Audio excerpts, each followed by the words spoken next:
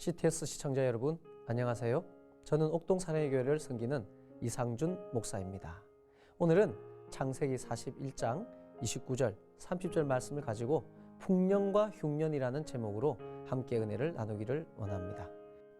온애굽 땅에 7해 큰 풍년이 있겠고 후에 7해 흉년이 들므로 애굽 땅에 있던 풍년을 다 잊어버리게 되고 이 땅이 그 기근으로 망하리니.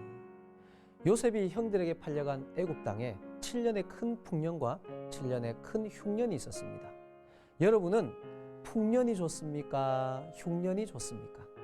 여러분의 인생을 풍년으로 살기를 원하십니까? 흉년으로 살기를 원하십니까? 두말할 것 없이 풍년이 좋고 풍년으로 살기를 원하실 겁니다. 그런데 오늘 본문을 보면 하나님이 우리가 바라는 풍년만 주시는 것이 아니라 원치 않는 흉년도 주셨다는 것을 알 수 있습니다.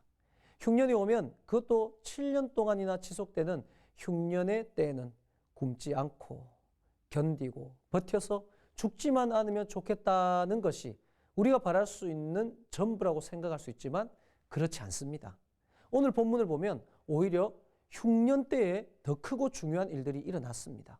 어릴 때 형들에게 팔려 먼 이국 땅으로 와서 군대 장관의 아내 성추행범으로 감옥에 갇혀있던 요셉이라는 청년이 애굽의 총리가 됩니다.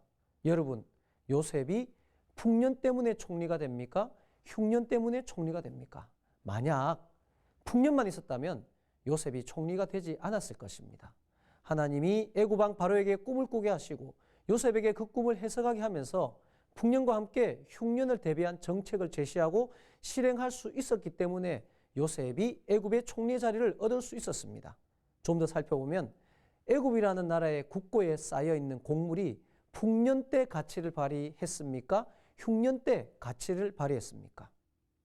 애굽이라는 나라가 풍년 때 부강하게 되었겠습니까? 흉년 때 부강하게 되었겠습니까?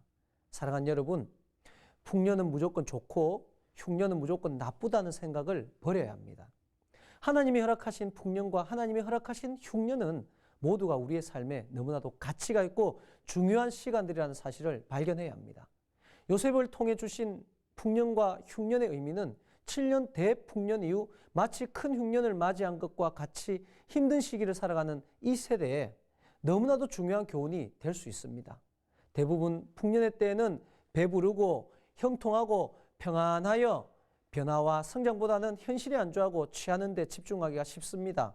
하지만 흉년의 때가 되면 넉넉했던 것, 흔했던 것, 익숙했던 것, 언제나 그 자리에 있었던 것의 결핍으로 인한 목마름에 의해서 그동안 관심도 없고 찾지도 않았던 것에 대해서 본능적으로 관심을 가지는 일이 나타납니다. 그 전에 관심이 없었던 근원을 찾아다니는 일이 흉년의 때에 일어납니다. 코로나 팬데믹을 지나며 교회에 일어나는 현상 가운데 하나가 어려움을 겪는 교회도 많은 반면 다시 교회를 찾는 사람들도 늘어나고 있다는 것입니다. 바로 흉년의 때에 근원을 찾는 영적인 현상이 아닐까요? 7년 풍년과 7년 흉년이라는 시간 가운데 요셉을 통해 생명의 역사가 나타났듯이 이때에 우리 그리스도인들이 흉년이라고 원망하고 불평하고 힘들어만 하며 내 살 길만 찾는데 머물러서는 안 됩니다. 아파하고 힘들어하고 목말라하는 영혼들에게 하나님이 우리에게 미리 예비해 두신 성령의 풍성한 열매들로 주변 사람들을 살릴 수 있는 기회로 삼기를 바랍니다.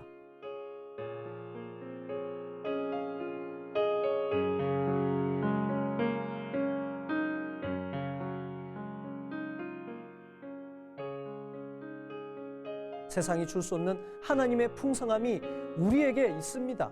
물의 근원을 찾듯 그것을 찾고 있는 많은 사람들에게 이 흉년을 기회로 삼아 많은 사람들의 영과 육을 살리오 흉년이 풍년이 되게 하는 우리만의 특별한 일을 믿음으로 행하는 이 시대의 요셉으로 쓰임 받기를 간절히 바랍니다.